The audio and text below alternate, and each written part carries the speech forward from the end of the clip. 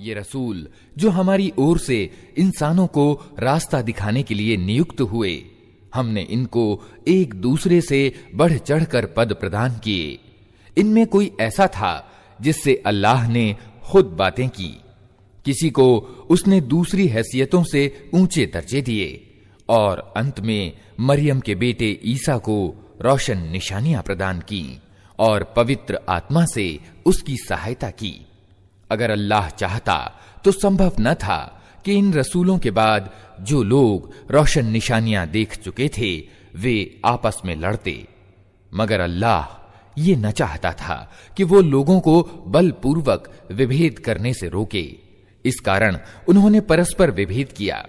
फिर किसी ने माना और किसी ने इनकार की नीति अपनाई। हां, अल्लाह चाहता तो वे हरगिज न लड़ते, मगर अल्लाह जो चाहता है करता है। ऐ लोगो जो ईमान लाए हो, जो कुछ धन सामग्री हमने तुमको प्रदान की है उसमें से खर्च करो, इससे पहले कि वो दिन आए जिसमें न खरीद बिक्री होगी, न दोस्ती काम आएगी और न सिफारिश चलेगी। और जालिम वास्तव में वही हैं जो कुफ्र की नीति अपनाते हैं। अल्लाह वह जीवंत शाश्वत सत्ता जो संपूर्ण जगत को संभाले हुए है, उसके सिवा कोई इलाह यानी उपास्य नहीं है। वो न सोता है और न उसे ऊंघ लगती है। जमीन और आसमानों में जो कुछ है उसी का है। कौन है जो उसके सामने उसकी अनुमति के बिना सिफारिश कर सके? जो कुछ बंदों के सामने है उसे भी वो जानता है, और जो कुछ उनसे ओझल है उसे भी वो जानता है, और उसके ज्ञान में से कोई चीज उनके ज्ञान की पकड़ में नहीं आ सकती। ये और बात है कि किसी चीज का ज्ञान वो खुद ही उनको देना चाहे। उसका राज्य आसमानों और जमीन पर छाया हुआ है, और उनकी देखरेख उसके लिए कोई थका देने वाला काम नहीं है। बस वही एक महान और सर्वोपरि सत्ता है। दीन के मामले में कोई जोर जबरदस्ती नहीं है। सही बात गलत विचारों से अलग छांट कर रख दी गई है। अब जिस किसी ने बढ़े हुए फसादी का इनकार करके अल्लाह को माना, उसने एक ऐसा मजबूत सहारा थाम लिया जो कभी टूटने वाला नहीं। और अल्लाह जिसका सहारा उसने लिया है सब कुछ सुनने वाला और जानने वाला है। जो लोग ईमान लाते हैं उनका हिमायती और मददगार अल्लाह है, और वो उनको अंधकारों से प्रकाश में निकाल लाता है।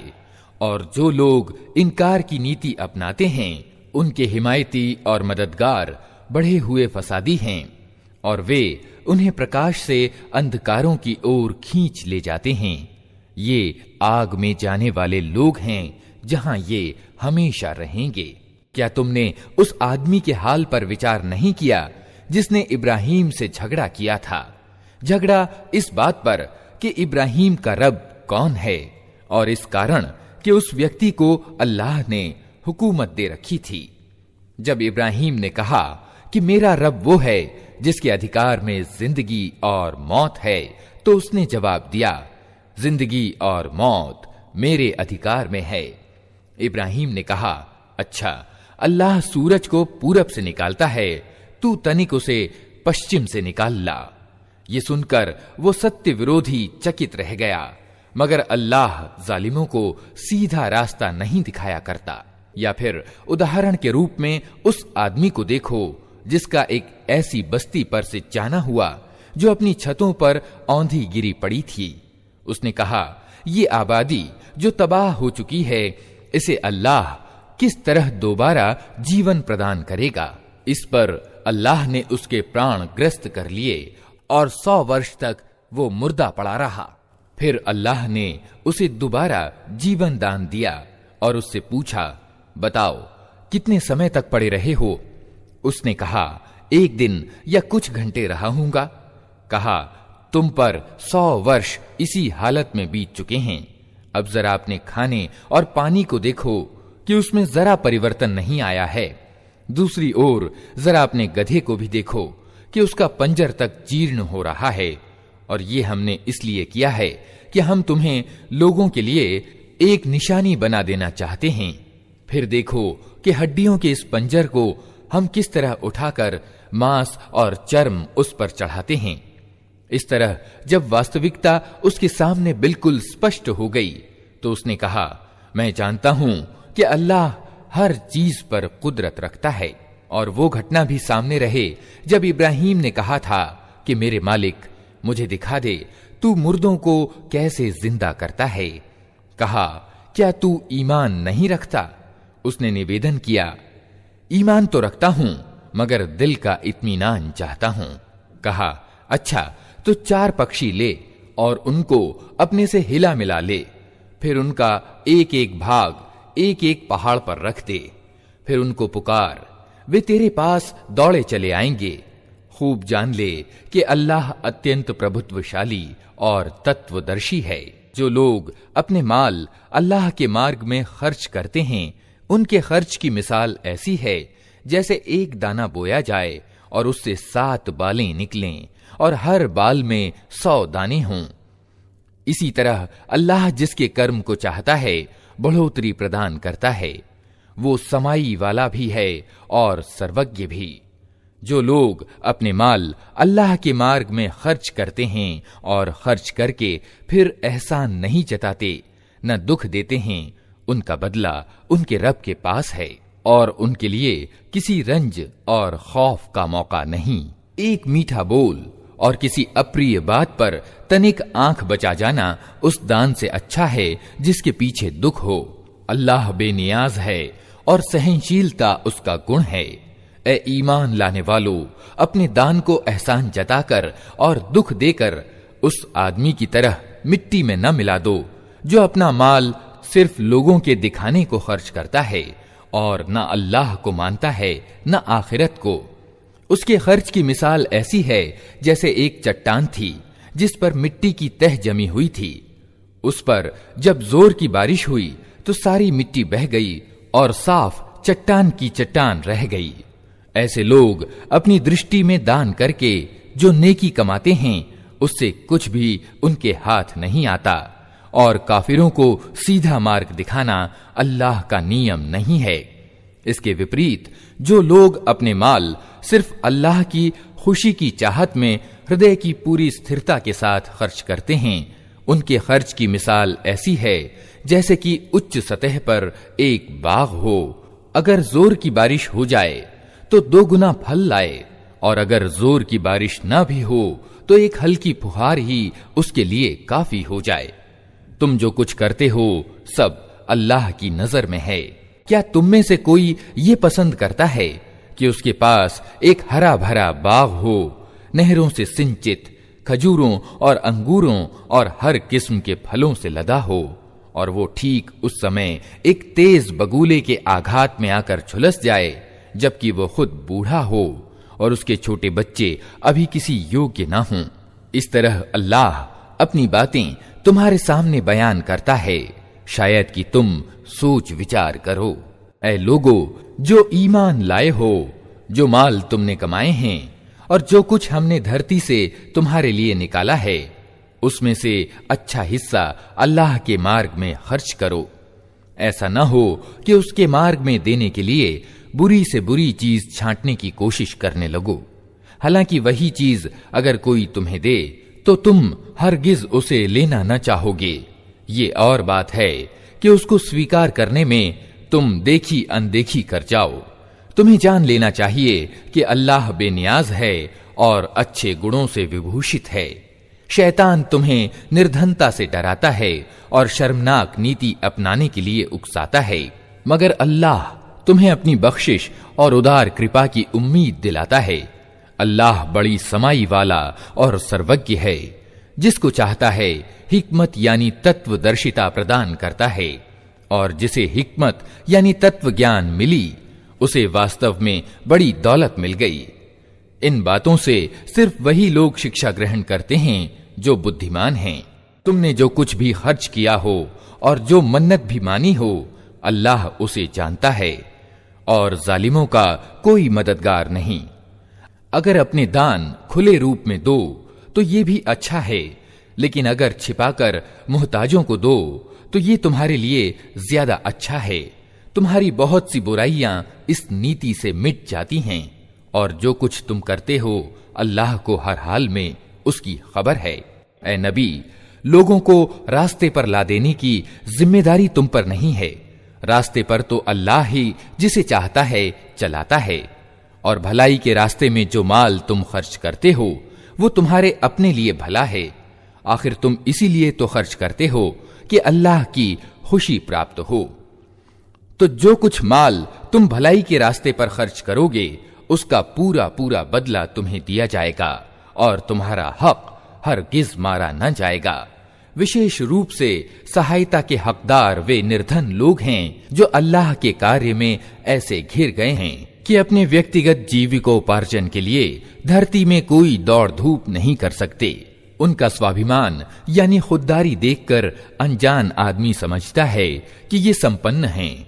तुम उनके चेहरों से उनकी भीतरी हालत पहचान सकते हो, मगर वे ऐसे लोग नहीं हैं कि लोगों के पीछे पड़कर कुछ मांगें। उनकी सहायता में जो माल तुम खर्च करोगे वो अल्लाह से छिपा न रहेगा। जो लोग अपने माल रात दिन खुले और छिपे खर्च करते हैं उनका बदला उनके रब के पास है, और उनके लिए किसी खौफ और रंज की बात नहीं।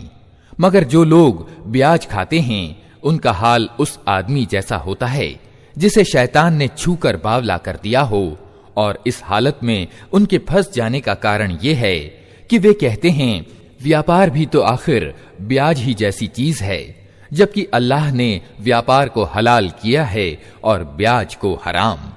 अतः जिस आदमी को उसके रब की ओर से ये नसीहत पहुंचे और आगे के लिए वो ब्याज खाने से बाज आ जाए, तो जो कुछ वो पहले खा चुका सो खा चुका, उसका मामला अल्लाह के हवाले है। और जो इस आदेश के बाद फिर इस कर्म को दोबारा करे वो जहन्नमी है, जहां वो हमेशा रहेगा। अल्लाह ब्याज का मठ मार देता है और खैरात यानी दान को बढ़ाता है, और अल्लाह किसी नाशुक्रे बुरे अमल वाले इंसान को पसंद नहीं करता। हाँ, जो लोग ईमान ले आएं और अच्छे कर्म करें और नमाज कायम करें और ज़कात यानी दान दें, उनका बदला बेशक उनके रब के पास है, और उनके लिए किसी खौफ और रंज का मौका नहीं। ऐ लोगो जो ईमान लाए हो, अल्लाह से डरो, और जो कुछ तुम्हारा ब्याज लोगों पर बाकी रह गया है उसे छोड़ दो, अगर वास्तव में तुम ईमान लाए हो।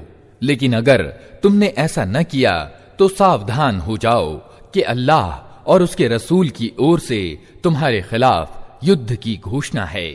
अब भी तौबा कर लो और ब्याज छोड़ दो, तो अपना मूलधन लेने के तुम अधिकारी हो। न तुम अन्याय करो, न तुम्हारे साथ जुल्म किया जाए। तुम्हारा कर्जदार तंगी में हो तो हाथ खुलने तक उसे मोहलत दो, और अगर दान कर दो तो ये तुम्हारे लिए अधिक अच्छा है अगर तुम समझो। उस दिन के अपमान और मुसीबत से बचो जबकि तुम अल्लाह की ओर वापस होगे।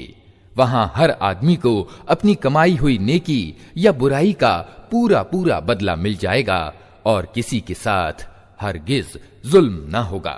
ऐ लोगो जो ईमान लाए हो, जब किसी निर्धारित समय के लिए तुम आपस में कर्ज का लेन देन करो तो उसे लिख लिया करो।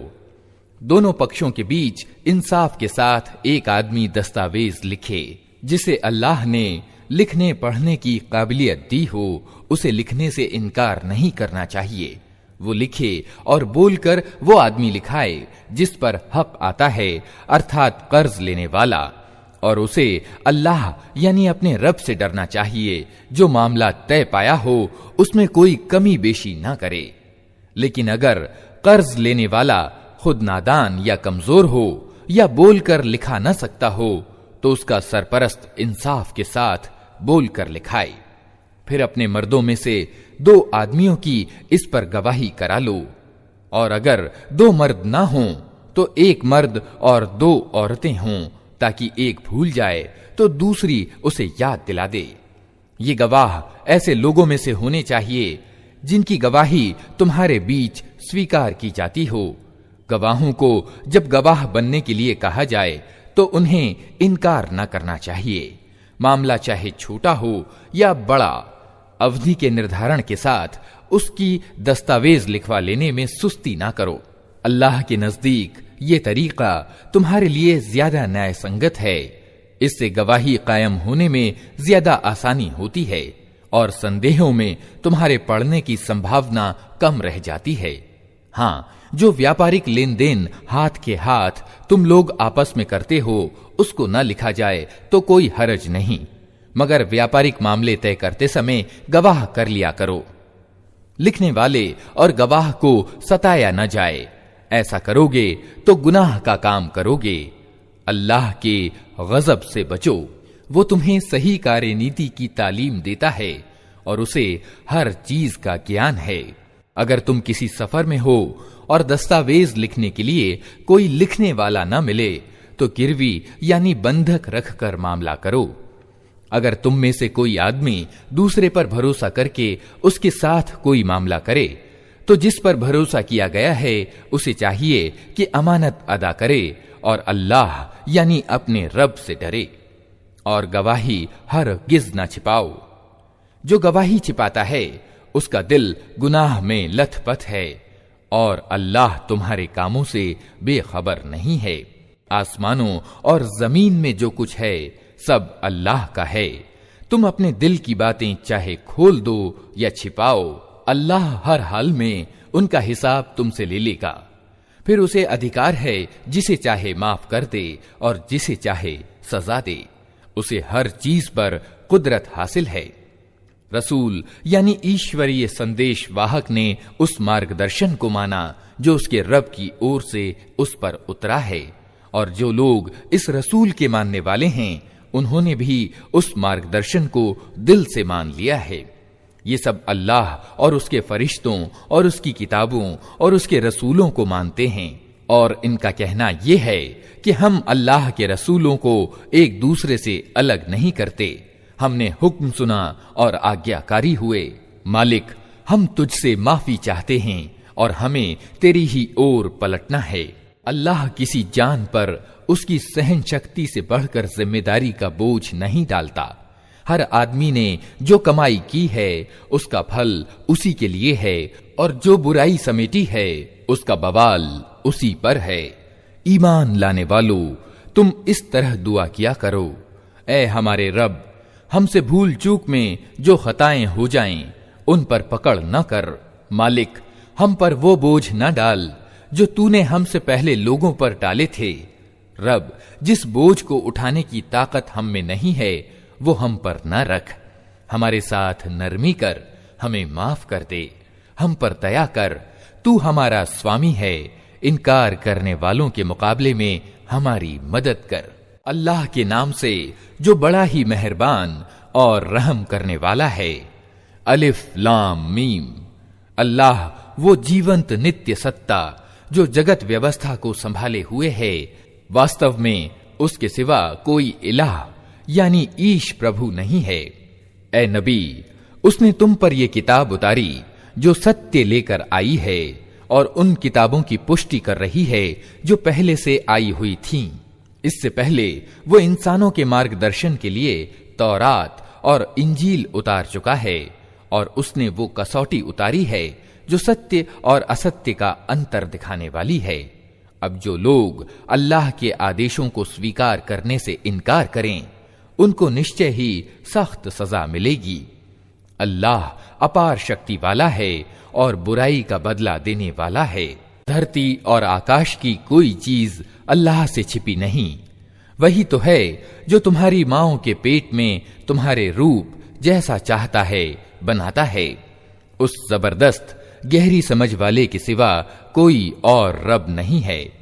ए नबी, वही रब है जिसने ये किताब तुम पर उतारी है।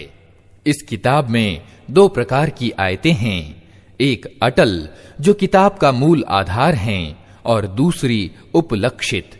जिन लोगों के दिलों में टेढ़ है वे फितने यानी गुमराही की तलाश में सदैव उपलक्षित ही के पीछे पड़े रहते हैं और उनको मनमाना अर्थ पहनाने का प्रयास किया करते हैं, जबकि उनका वास्तविक अर्थ अल्लाह के सिवा कोई नहीं जानता।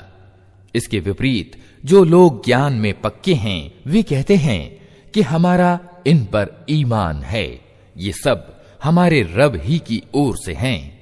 और सत्य ये है कि किसी चीज से उचित शिक्षा केवल बुद्धिमान लोग ही प्राप्त करते हैं।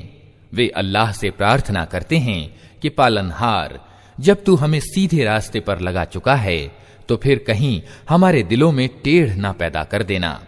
हमें अपने दया निधि से दयालुता प्रदान कर कि तू ही वास्तविक दाता है। पालनहार, तू निश्चय ही सब लोगों को एक दिन इकट्ठा करने वाला है, जिसके आने में कोई संदेह नहीं। तू हरगिज अपने वादे से टलने वाला नहीं है। जिन लोगों ने इनकार की नीति अपनाई है, उन्हें अल्लाह के मुकाबले में न उनका धन कुछ काम देगा, न संतान। वे नरक यानी जहन्नम का ईंधन बनकर रहेंगे।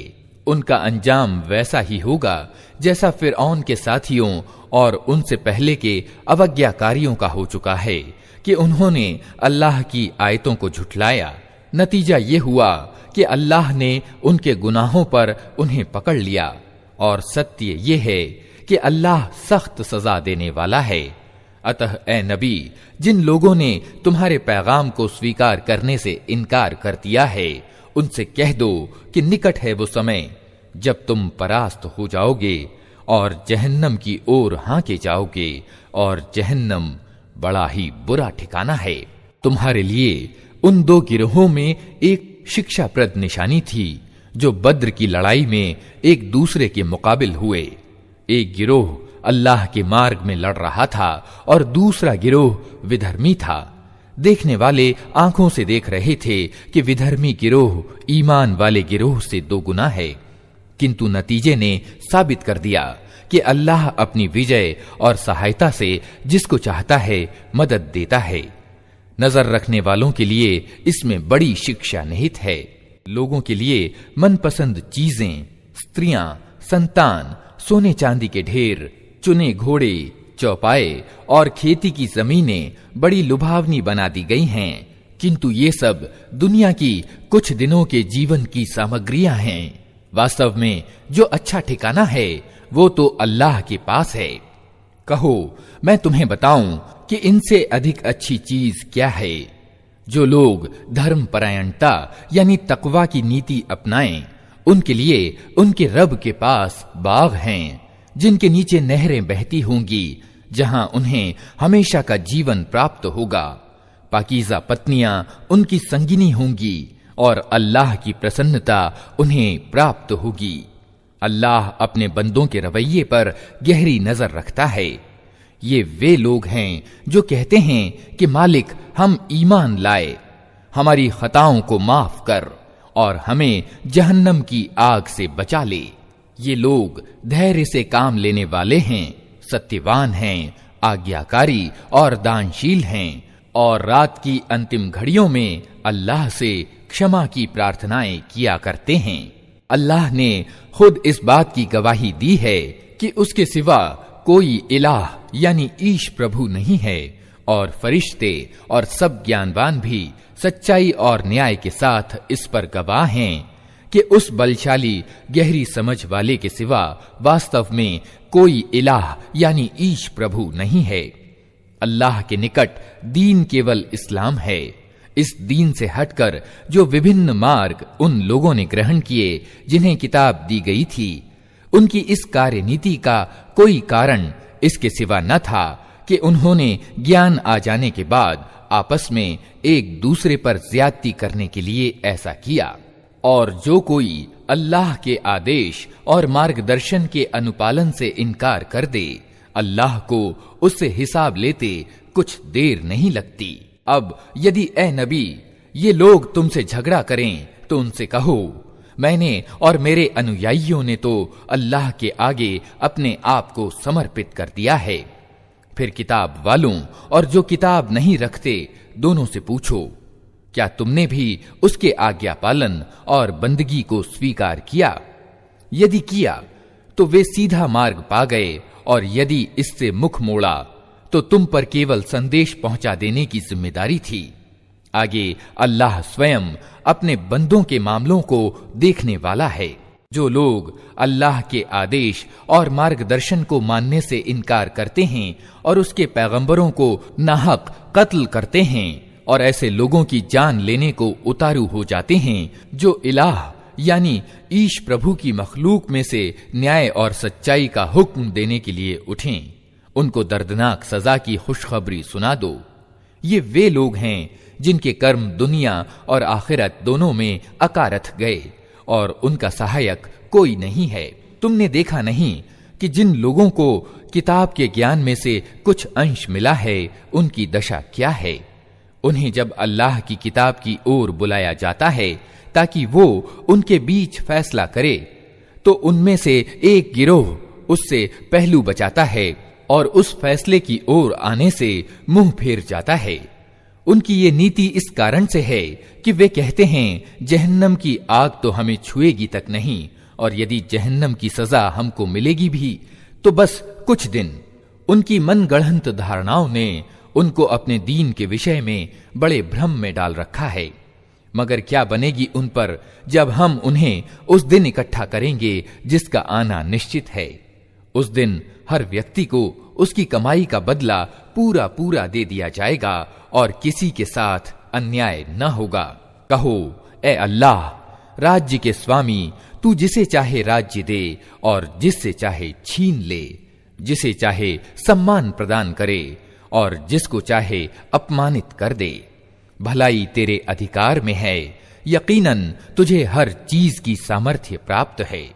रात को दिन में पिरोता हुआ ले आता है और दिन को रात में।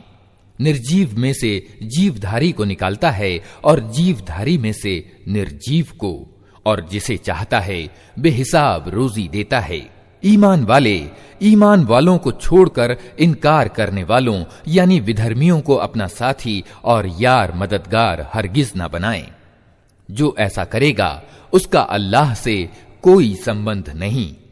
हाँ, ये माफ है कि तुम उनके जुल्म से बचने के लिए ऊपरी तौर से ऐसी नीति अपना लो, किंतु अल्लाह तुम्हें अपने आप से डराता है और तुम्हें उसी की ओर पलट कर जाना है।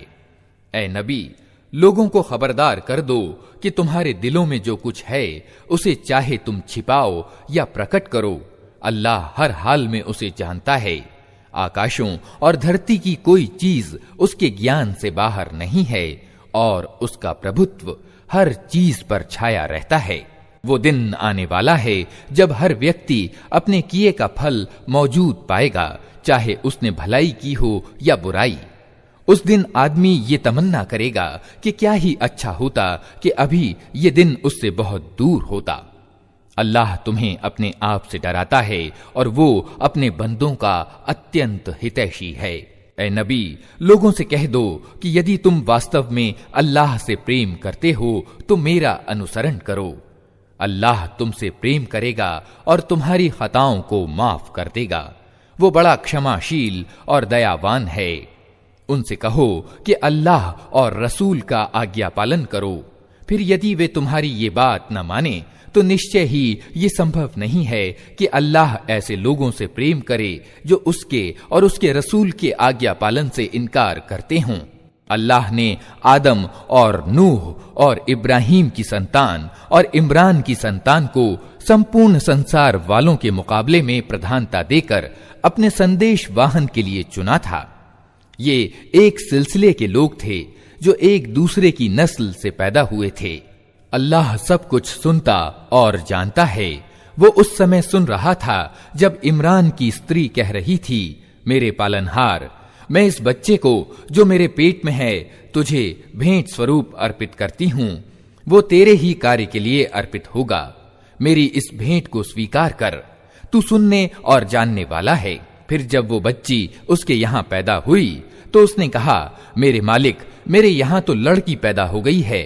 हालांकि जो कुछ उसने जना था अल्लाह को उसकी खबर थी और लड़का लड़की की तरह नहीं होता। खैर, मैंने उसका नाम मरियम रख दिया है और मैं उसे और उसकी भावी संतान को तिरस्कृत शैतान के फितने से तेरी शरण में देती हूं। अंततः उसके रब ने उस लड़की को खुशी से स्वीकार कर लिया। उसे बड़ी अच्छी लड़की बनाकर उठाया और जकरिया को उसका सरपरस्त बना दिया। जकरिया जब कभी उसके पास मेहराब यानी इबादत गाह में जाता तो उसके पास कुछ न कुछ खाने पीने की चीज पाता। पूछता, मरियम, ये तेरे पास कहां से आया? वो उत्तर देती, अल्लाह के पास से आया है। अल्लाह जिसे चाहता है बेहिसाब रोजी देता है। ये हाल देखकर जकरिया ने अपने रब को पुकारा, पालनहार, अपनी सामर्थ्य से मुझे नेक संतान दे, तू ही प्रार्थना सुनने वाला है। उत्तर में फरिश्तों ने आवाज दी, जबकि वो मेहराब यानी इबादत गाह में खड़ा उपासना कर रहा था कि अल्लाह तुझे यहया की खुशखबरी देता है। वो अल्लाह की ओर से एक आदेश की पुष्टि करने वाला बनकर आएगा। उसमें सरदारी और बुजुर्गी की शान होगी, पूर्ण संयत होगा, नबी बनाया जाएगा और अच्छों में उसकी गिनती होगी। जकरिया ने कहा, पालनहार, भला मेरे यहां लड़का कहां से होगा? मैं तो बहुत बूढ़ा हो चुका हूं और मेरी पत्नी बांझ है। उत्तर मिला, ऐसा ही होगा, अल्लाह जो चाहता है करता है। निवेदन किया, मालिक, फिर कोई निशानी मेरे लिए नियत कर दे। कहा, निशानी ये है कि तुम 3 दिन तक लोगों से इशारे के सिवा कोई बातचीत न करोगे या न कर सकोगे। इस बीच अपने रब को बहुत याद करना और सुबह शाम उसकी तस्बीह यानी महिमा गान करते रहना। फिर वो समय आया जब मरियम से फरिश्तों ने आकर कहा, ए मरियम, अल्लाह ने तुझे चुना और पवित्रता प्रदान की और सारे संसार की स्त्रियों में तुझे आगे रखकर अपनी सेवा के लिए चुन लिया। ए मरियम, अपने रब की आज्ञाकारी बनकर रह, उसके आगे सजदा कर और जो बंदे उसके आगे झुकने वाले हैं उनके साथ तू भी झुक जा। ए नबी, ये छिपी खबरें हैं जो हम तुमको प्रकाशना के द्वारा बता रहे हैं, अन्यथा तुम उस समय वहां मौजूद न थे जब हैकल यानी उपासना गृह के सेवक ये फैसला करने के लिए कि मरियम का सरपरस्त कौन हो अपनी अपनी कलम फेंक रहे थे, और न तुम उस समय उपस्थित थे जब उनके बीच झगड़ा खड़ा हो गया था। और जब फरिश्तों ने कहा, ए मरियम, अल्लाह तुझे अपने एक आदेश की खुशखबरी देता है, उसका नाम मसीह मरियम का बेटा ईसा होगा, दुनिया और आखिरत में प्रतिष्ठित होगा, अल्लाह के निकटवर्ती बंदों में गिना जाएगा, लोगों से पालने में भी बात करेगा और बड़ी उम्र को पहुंचकर भी, और वो एक नेक व्यक्ति होगा। ये सुनकर मरियम बोली, पालनहार, मेरे यहां बच्चा कहां से होगा? मुझे तो किसी मर्द ने हाथ तक नहीं लगाया। उत्तर मिला, ऐसा ही होगा, अल्लाह जो चाहता है पैदा करता है। वो जब किसी काम के करने का फैसला करता है तो बस कहता है कि हो जा, और वो हो जाता है। फरिश्तों ने फिर अपनी बात को आगे बढ़ाते हुए कहा, और अल्लाह उसे किताब और गहरी समझ की शिक्षा देगा, तौरात और इंजील का ज्ञान देगा, और इस्राएल की संतान की ओर अपना रसूल नियुक्त करेगा। और जब वो रसूल के रूप में इस्राएलियों के पास आया तो उसने कहा, मैं तुम्हारे रब की ओर से तुम्हारे पास निशानी लेकर आया हूं। मैं तुम्हारे सामने मिट्टी से पक्षी के रूप की एक आकृति बनाता हूं और उसमें फूंक मारता हूं, वो अल्लाह के आदेश से पक्षी बन जाती है। मैं अल्लाह के हुक्म से जन्मांध और कोढ़ी को अच्छा करता हूं और उसकी अनुज्ञा से मुर्दे को जीवित करता हूं। मैं तुम्हें बताता हूं कि तुम क्या खाते हो और क्या अपने घरों में इकट्ठा करके रखते हो। इसमें तुम्हारे लिए काफी निशानी है अगर तुम ईमान वाले हो। और मैं उस शिक्षा और पथ प्रदर्शन की पुष्टि करने वाला बनकर आया हूं जो तौरात में से इस समय मेरे जमाने में मौजूद है, और इसलिए आया हूं कि तुम्हारे लिए कुछ उन चीजों को वैध कर दूं जो तुम्हारे लिए अवैध कर दी गई हैं। देखो, मैं तुम्हारे रब की ओर से तुम्हारे पास निशानी लेकर आया हूं, अतः अल्लाह से डरो और मेरा कहना मानो। अल्लाह मेरा रब भी है और तुम्हारा रब भी, अतः तुम उसी की बंदगी अपनाओ, यही सीधा मार्ग है। जब ईसा ने महसूस किया कि इस्राएल की संतान अधर्म और इनकार पर आमादा हैं, तो उसने कहा, कौन अल्लाह के मार्ग में मेरा सहायक होता है? हवारियों यानी साथियों ने उत्तर दिया, हम अल्लाह के मार्ग में आपके सहायक हैं। हम अल्लाह पर ईमान लाए। गवाह रहो कि हम मुस्लिम अर्थात अल्लाह के आज्ञाकारी हैं। मालिक, जो आदेश तूने उतारा है हमने उसे मान लिया और रसूल का अनुसरण स्वीकार किया। हमारा नाम गवाही देने वालों में लिख ले। फिर इस्राएली मसीह के विरुद्ध गुप्त उपाय करने लगे। उत्तर में अल्लाह ने भी अपना गुप्त उपाय किया और ऐसे उपायों में अल्लाह सबसे बढ़कर है।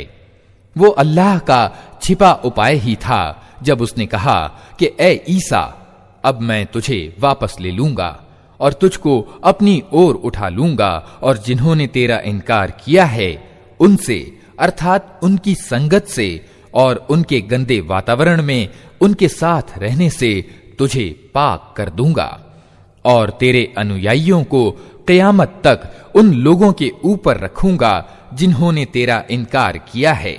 फिर तुम सबको अंत में मेरे पास आना है। उस समय मैं उन बातों का निर्णय कर दूंगा जिनमें तुम्हारे बीच मतभेद हुआ है। जिन लोगों ने अधर्म और इनकार की नीति अपनाई है उन्हें दुनिया और आखिरत दोनों में सख्त सजा दूंगा और वे कोई सहायक न पाएंगे। और जो ईमान लाए और जिन्होंने अच्छे कर्म की नीति अपनाई है उन्हें उनका बदला पूरा पूरा दे दिया जाएगा। और खूब जान लें कि जालिमों से अल्लाह हरगिज प्रेम नहीं करता। ए नबी, ये आयतें और तत्व ज्ञान से भरे हुए वर्णन हैं जो हम तुम्हें सुना रहे हैं। अल्लाह के नजदीक ईसा की मिसाल आदम जैसी है कि अल्लाह ने उसे मिट्टी से पैदा किया और आदेश दिया कि हो जा, और वो हो गया। ये मूल तथ्य है जो तुम्हारे रब की ओर से बताया जा रहा है और तुम उन लोगों में सम्मिलित ना हो जो इसमें संदेह करते हैं। ये ज्ञान आ जाने के बाद अब जो कोई इस विषय में तुमसे झगड़ा करे तो ए नबी उससे कहो कि आओ हम और तुम स्वयं भी आ जाएं और अपने अपने बाल बच्चों को भी ले आएं और अल्लाह से प्रार्थना करें कि जो झूठा हो उस पर अल्लाह की लानत हो।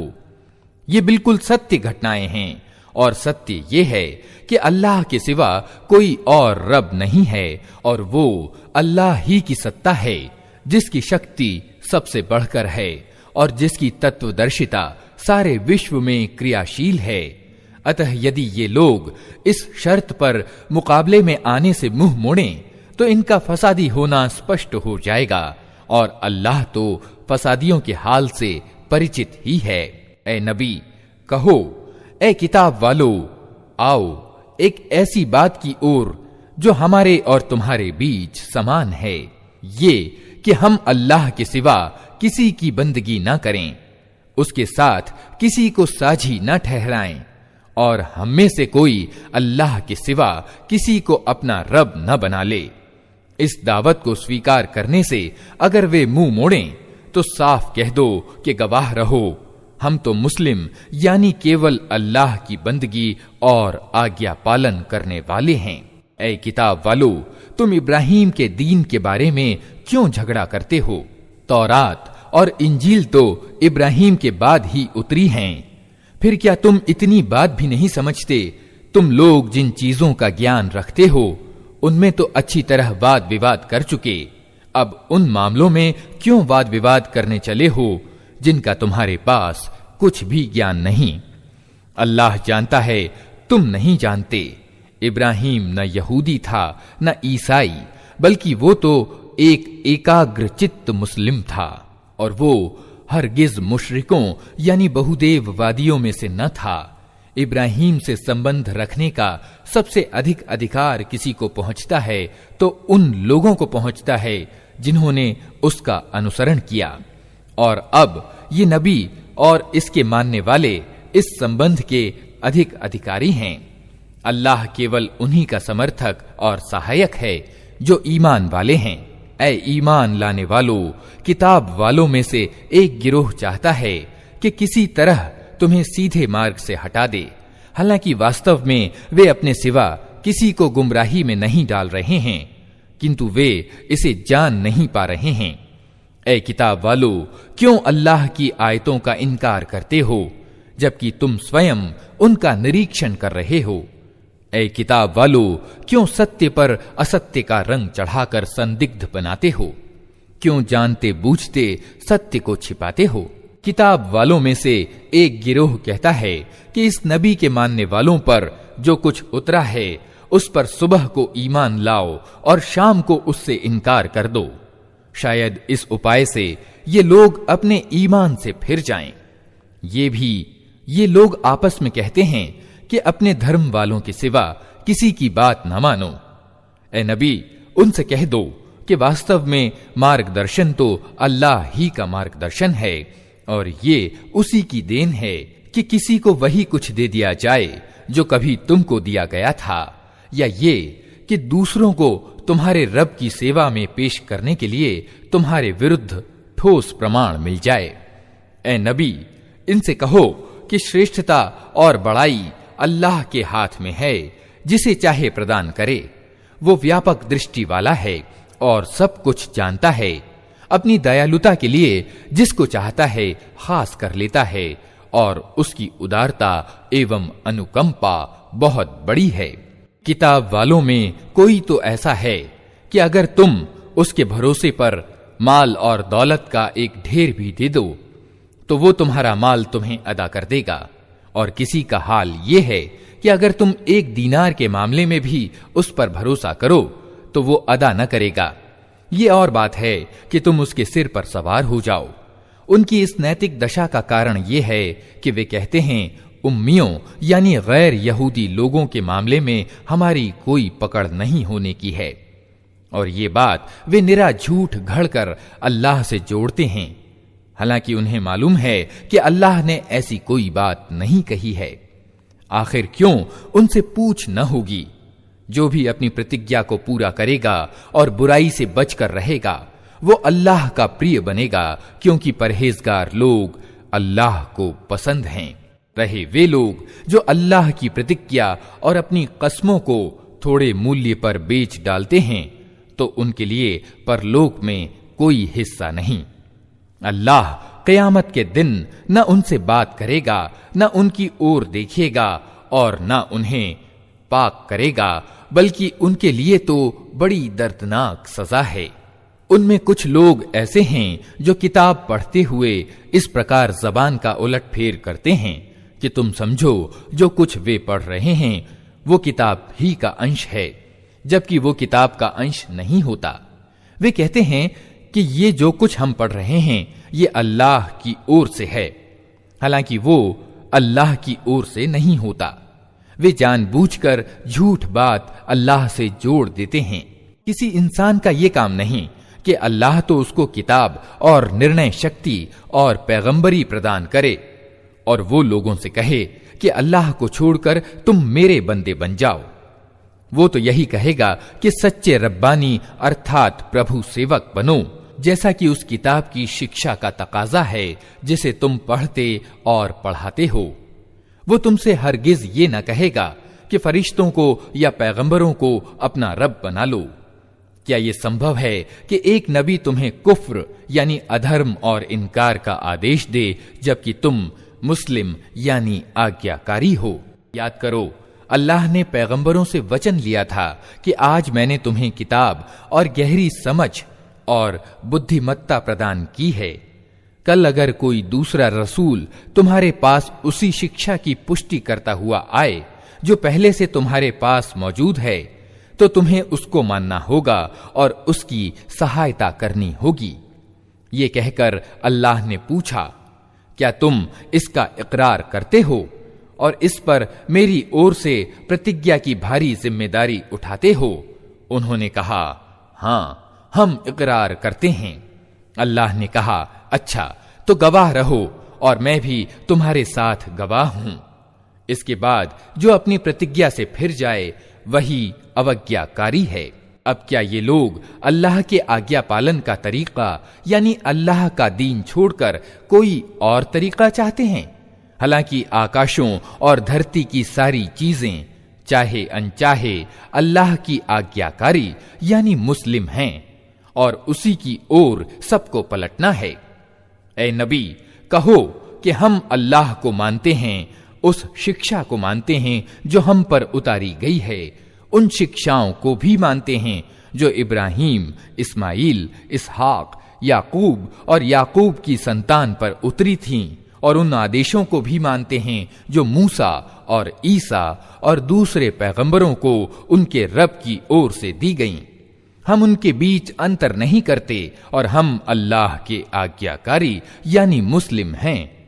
इस आज्ञा पालन यानी इस्लाम के सिवा जो व्यक्ति कोई और तरीका अपनाना चाहे, उसका वो तरीका हरगिज स्वीकार न किया जाएगा और परलोक में वो असफल रहेगा। कैसे हो सकता है कि अल्लाह उन लोगों को मार्ग पर चलाए जिन्होंने ईमान जैसी नेमत पा लेने के बाद फिर कुफ्र यानी अधर्म और इनकार की नीति अपनाई, हालांकि वे खुद इस बात पर गवाही दे चुके हैं कि ये रसूल सत्य पर है और उनके पास स्पष्ट निशानियां भी आ चुकी हैं। अल्लाह जालिमों को तो मार्ग नहीं दिखाया करता। उनके अत्याचार का उचित बदला यही है कि उन पर अल्लाह और फरिश्तों और सारे इंसानों की फिटकार है। इसी दशा में वे सदैव रहेंगे, न उनकी सजा में कमी होगी और न उन्हें मोहलत दी जाएगी। हाँ, वे लोग बच जाएंगे जो इसके बाद तौबा करके अपनी नीति में सुधार लाएं। अल्लाह क्षमाशील और दया करने वाला है। किंतु जिन लोगों ने ईमान लाने के बाद कुफ्र यानी इनकार इख्तियार किया, फिर अपने कुफ्र में बढ़ते चले गए, उनकी तौबा हरगिज स्वीकार न की जाएगी। ऐसे लोग तो पक्के गुमराह हैं। विश्वास रखो, जिन लोगों ने कुफ्र किया और कुफ्र ही की दशा में मरे, उनमें से कोई अगर अपने आप को सजा से बचाने के लिए धरती भरकर भी सोना बदले में दे तो उसे स्वीकार न किया जाएगा। ऐसे लोगों के लिए दर्दनाक सजा तैयार है और वे अपना कोई सहायक न पाएंगे।